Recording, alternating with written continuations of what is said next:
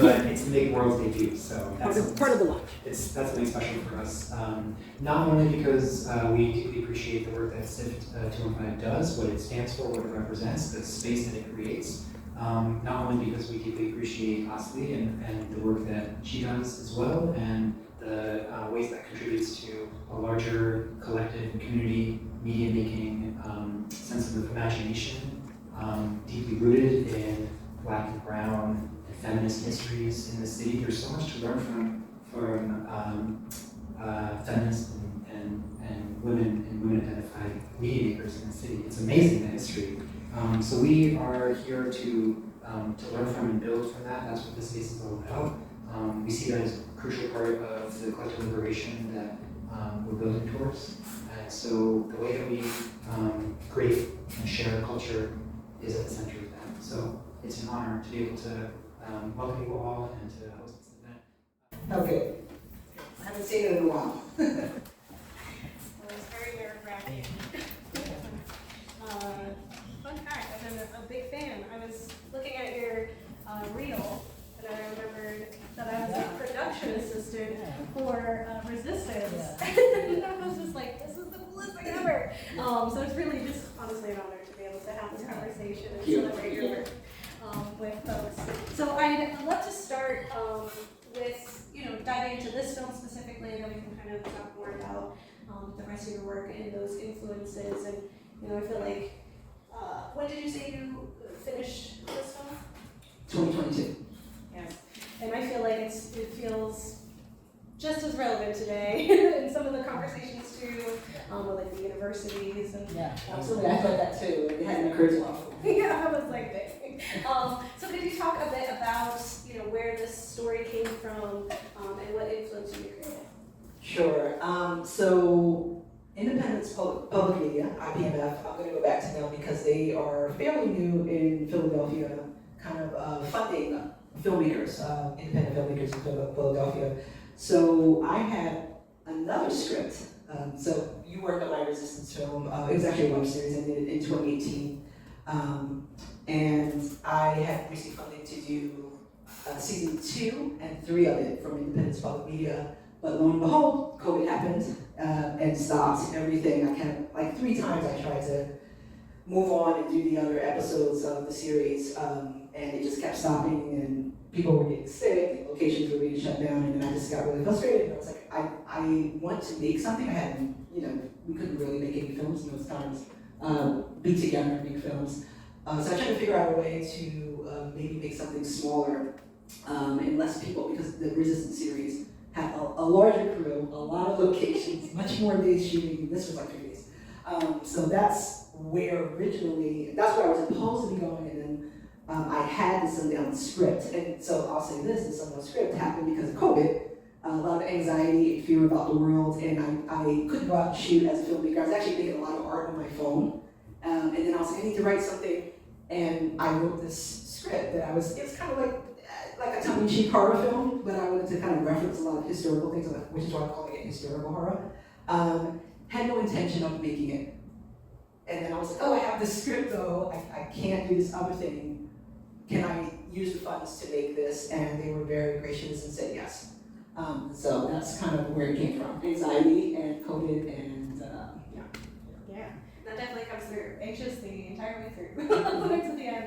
Yeah, I think, it really does speak to that like isolation, and even with the historical horror, like it's also still here, right? And I think that the tie tie-in of like this grave and how that ideology retains, like it stays in this place and it's almost in this soil, and for all these characters to be like, nope, you know, to immediately have red flags. Was there anything that you learned either in the filmmaking process or about, you know, even more about sundown towns or the areas that you were in, anything that you learned during the creation of this project? Yeah, I definitely learned about sundown towns. I've been reading. It's a humongous book. It's actually it's not a humongous book. It's pretty big. Sundown towns by James Lowell. And but I was kind of referencing that book a little bit, and so I did definitely learn about sundown towns that they are all over the United States and kind of still around. I feel like New Jersey is a big sundown town. I'm from Jersey originally, so I feel like, you know, between here and New York, it's a sundown town. So yes, I learned a bit about sundown towns, and I'm gonna, you know, actually I have an idea that furthers this idea that I want to, you know, there are references to the college, it's an HBCU, which I'm kind of referencing out here in Pennsylvania. So I want to continue to read the book and about the history and place a larger story within this world. I learned that having more funds to make a film lets you do, if you saw my list of people working on there, my list is not usually that long, it's usually just my name attached to every role. So that was really, that's really good. I think, you know, I made pretty good films for a solo DIY filmmaker, indie filmmaker, but, you know, it's nice to actually have a colorist, right? To kind of like to work the magic at the end. So I learned, you know, just, you have more resources, you can do more things, potentially. I think I also learned that art imitates life a bit, because when we went out, Nikki and I went out, location scouting, we shot this out in Westchester. I had never been there before. And when we were looking at this location, this road, which was connected to one of our producers and her family, there was a lot of shooting happening. There was like automatic rifles happening down the hill from us. And we learned that there was a family down there that had a gun range and they just practiced quite often just shooting. And I was like, yeah, that kind of feels like the world that I'm kind of like telling the story of anyway. So yeah, so I learned that, you know, like it's hard. Yeah. You know, I love the growth and seeing that and like you said, building your team and I think you accomplished so much even with the DIY and with the minimal team and it's such a thrill to watch like the growth of your work and to kind of see how it's like story first, right? And that is enough, right? And so let's talk about, you know, what like drives you towards these specific genres. So you've worked in like science fiction or like speculative futurism and dabbling into horror and like these, you know, very friendly to world building genres. So what draws you to those? Fantasy and horror. Just as a kid, my mom took me to see every film that ever came out in like the kid of the 80s. So I was just kind of grew up watching that stuff, and then later came reading. Obviously, I read Octavia Butler very young, and Samuel Delany later in life and stuff like that. So like I just always had that interest in the possibility of thinking about the future or thinking about now, really, right? That's what we're really talking about now, right? And yeah, so like that, all that stuff excited me. You know, maybe when I was younger, the technology was kind of like cool, and like with the dark worlds, I'm very kind of like dystopian-minded kind of person anyway. So like I like that stuff. But I think as I grew older, understood the world more, read more, talked to people more, I was like, oh, the radical possibilities like are kind of where I lean towards. And some of my earlier work is more dystopian and sci-fi, and I'm talking about things like capitalism and corporate, you know, corporations running the world kind of thing. Like I was interested in that kind of stuff. Yeah. Yeah, I love that you bring up like Octavia Butler and this idea, like with her work, she was envisioning us in those spaces and in a future, which, you know, wasn't seen a lot in like popular fantasy, sci-fi, or of the time. And even thinking of like, I just watched the Butterfly in the Sky documentary about the Reading Rainbow, and like they talked about LeVar Burton and how it was just amazing to see him in Star Trek and be like, we made it to the future. So I think like looking back at the work that you've done and having like these characters centered, right, these stories being told is really beautiful, and I think it really adds to like the viewer experience to be able to see ourselves in these imagined futures. And so, yeah, can you talk about like the importance of having those ideas centered and those people centered in your work and in others' work as well? I think, yeah, I think it's kind of evident that it's important to see yourself to a certain extent, right? I mean, not to a certain extent. It is important to see yourself. I will say that. That is a phrase. Yes, I'm saying it. And to see yourself reflected and see yourself in worlds in the future and everything. And I might have leaned towards that when I started out, but I also think it's important to kind of think about not just race and gender, but also class. And so that's kind of like, I'm trying to figure out ways to pull those things together in my work. And my speculative, in my dystopian work, maybe not so much here, I'm kind of reflecting on the past and the present a little bit more. But most of my work is dystopian and near future kind of stuff. Yeah, I think it's important to kind of like, to see yourself, but I also think it's important to kind of understand, like the reason I'm making work is I'm upset about things in the world, the real world, and I'm thinking about like, how some people have everything and most of us don't have everything, right? That's actually ours. And like I want that to be reflected in the world. To me, that's like bringing in class a little bit more. And also I want to, maybe in some work I've referenced colonialism and imperialism too, like they're all kind of connected. But yeah, like those things, all those things are important as I try to envision a better future. I guess that's the whole point, right? Yeah. Yeah, and the things that you're referencing, they all kind of contribute to each other and lean on each other, and so it's hard to address one without bringing in some of the others and the effects and being intentional about the characters that you're bringing in. And my characters win in my mind in this scripts. Yes, which is so important. It's so good to see that. Because they win. You saw the looks on their faces. They were like, oh, okay, now when we see we're up against, we're together, we were arguing, we're together now, and now we're ready to confront our current reality. That's kind of what I was trying to do. Yeah, we've apologized and we banded together. Yeah, that's beautiful. You're going to be sharing these wonderful zines of your work, and so you've kind of talked about it. We were having a discussion too, in just like your creative process and growing as an artist, as a filmmaker. What have you learned, and what do you feel like you want to put out there for your viewers? What do you want them to learn? I'm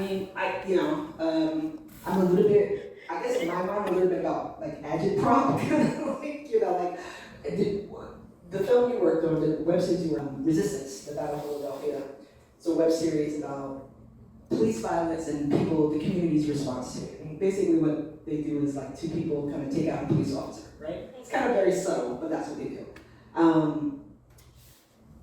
I heard from a friend that it played several places in Philadelphia, and I heard that somebody responded in the audience. I wasn't there, and they were like, "Oh, this film had me thinking, oh, not that you take out a police officer, but they were like, oh, the potential of like coming together and kind of taking charge, organizing together to kind of change your reality, right?" And that was a great feeling. That I wasn't there, but somebody told me secondhand that an audience member say that about one of my films, and I was like, that's kind of, I guess that's in the back of my mind. I want to entertain, right? So yes, I want to entertain, but I also want to educate. Obviously, I'm bringing historical references in this film and make people go, oh, what's the SUNDOWN town, right? Or SUNDOWN ROAD, right? But I also want to kind of push the lever a little bit and then have people thinking about things and maybe thinking about the potential of like what their life could be, right? Like what's going on in their life and what could be different, what could be better. Especially dealing in the genres I deal in, right? Mm-hmm. Yeah, definitely having that sense of we can win if we come together. That's right. Of anything, right? It's anything, any challenge, whether it be in these like supernatural or fantasy or horror worlds that are very much like our own, that we can win. And I think anyone can get that from your films. I would love to open up for audience questions. I'm gonna close out, but does anyone have any questions? So at the end, or not at the end, but the sign that talks about, entering or Entering that space, that area past the gate. Yeah. Where is that from? It was the film was in Westchester. It was on this road that was like overlooking this hill, And I don't remember exactly, because there was a sign on the fence that kind of said that, and then we learned later it was in reference to that it used to be a road that people roll through, and then there were a lot of accidents, and then they kind of put a gate there, the residents around there put a gate there and put the sign that said, if you go through here, it's on you, right, basically. And so I'm not remembering exactly what I wrote, but I tried to make something that was like a reference to laws changing about Black people being able to go into certain spaces, and I put like a gate there, you know, and it was just trying to like work with what was there and do something similar, but kind of be like a horror-ish, historical horror-ish kind of reference. So yeah, if that answers, yeah. The sign said that Yeah. already, so. Yeah, and then on top of that, so it was like act on risk, but then it was like in jurisdiction with the law. Yeah. And like acknowledging that the law changes. Yeah. And I was like looking at that too, like, which law? Yeah. I think I was looking like the Civil Rights Act or something, some reference to that. I can't remember, it was years ago now what exactly I looked up, and I was like, that, if you put two and two together, you'd probably think that's something to reference that, so that's where I was going. Such detail, yes. Was there a time when it was going to be more combative, or did you always keep it so that it was going to be suspenseful, but never anything, Yeah. yeah, like specific happening? Right. So there was an earlier version of the script, maybe you remember it, Nikki, that there was a whole house down the hill, that there was fires and things being projected at people. Yeah, so I didn't have enough money for that. So I rewrote it that he just encountered, and it was kind of like, how do you play with the horror genre a bit? Like, and it was like, okay, well, obviously you know what the white hooded man kind of references, right? It's like a metaphorical thing, right? But I was like, oh, a man with an axe, that's like horror. So I was just playing around, not playing around, but I was just trying to be creative about like playing with the horror genre, but also, you know, kind of making a point about things. And it's a little bit of a weird, subtle kind of thing going on, but I like it. Yeah, I like that you just keep bringing your imagination to what could happen, Yeah. instead of something Yeah, actually yeah. being visceral. But Yeah. but it's It more gets it's more frightening actually, Yeah. thinking about what they might encounter. Yeah, I would say this, there was a screening for Black Art Festival, and I was nervous, so I was standing in the back against the wall, and there was a row of people sitting in front of me. It was an older Black man sitting in the seat in front of me, and the way he squirmed the whole time, I was actually, as a filmmaker, I was like, I hit the points, I got it, and then I felt really bad. It's like I'm scaring this man so bad. That probably has like, you know, whatever kind of experiences in the life that he can understand what's happening here. But yeah, that's harder for you, it's just specific stuff. Yes. And it's really great, thank you for Thank you so much. sharing the film. What's next? What are you working on? What's coming next? Great question. I'm going to hand out a mini-zine in a second, but my next project is based on a book that I bought the rights to called Skin Folk. It's from a writer called Malav Hopkinson, who is a Caribbean, Trinidadian, Jamaican writer. She lives here in the States now, in California, but she's a friend of mine. I did some previous work with her in the past, and I was able to buy the rights to her book. It's a book of short stories, and basically what I want to do is make an anthology horror film, having like a vampire story, a ghost story, and a zombie story, but it's from Caribbean folklore point of view, perspective. So the stories are different. They're not called vampires, they're called Supion, right? And so, but I'm setting it in Philadelphia. So yeah, that's my next project, and if you get the magazine, you'll see a little bit of information about it on the back, and if you go to the QR code, you go to my website, it'll bounce you to more information about that. Yeah. So look for, that's going to be a feature film. That'll be my first attempt at a feature film, and hopefully we'll be shooting it next year. Yeah. Thank you for asking. Yes, yeah, absolutely. First, sign me up for whatever that production is. I need to be involved in some way. That's so exciting. Yeah, I love folklore and the different cultures' interpretations, because sometimes it's not always even like the villains. Sometimes they're the heroes. And I'm of Caribbean descent. I'm not just like grabbing at him like, oh man, this way. My hands from Antigua. I love that. Yeah, so that was my last question I had. But did you want to talk even just a bit about some of the other work that you do that's outside of filmmaking, some of the projects that you've created that you might want to highlight? Okay. So that was my answer to your questions, you know? I'm a photographer and a visual artist too. Speaking of being of Caribbean descent, I've done some projects around my family history. I've been able to we're kind of separate now, but I've been able to travel back to Antigua and take my mom there and kind of do research about my family. So there's some digital collages, and I'm making a video now about my family, basically, their experiences as people coming from the Caribbean to the United States and such. So, yeah. And I'm a photographer too, so if you need something you need to, shop, I can do that. I do a lot of theater work, shows, stuff. Yes, just the list is long. And if you follow me on Instagram, I do these, during COVID, I started this practice of doing these digital collages where I would take different media from different places, sound, music, I would cut out images in Photoshop, I would get video, and I would use different applications on my phone to make these digital kind of collages, which I think are pretty cool. So I did that for like 2 years straight, almost every night. It was just like a practice because I couldn't go out and make films. I just needed to and they all have different, some of them are just like about me, I have a series about like just changing my face and for different reasons, and then I have things that are more historical and more meaningful. So it was fun to do. So if you follow me on IG, which is the information will be on the magazine. Excellent. That's so cool. Yeah. Any last questions? Thank you so much. Thank you so much, everybody, for coming out. I appreciate it.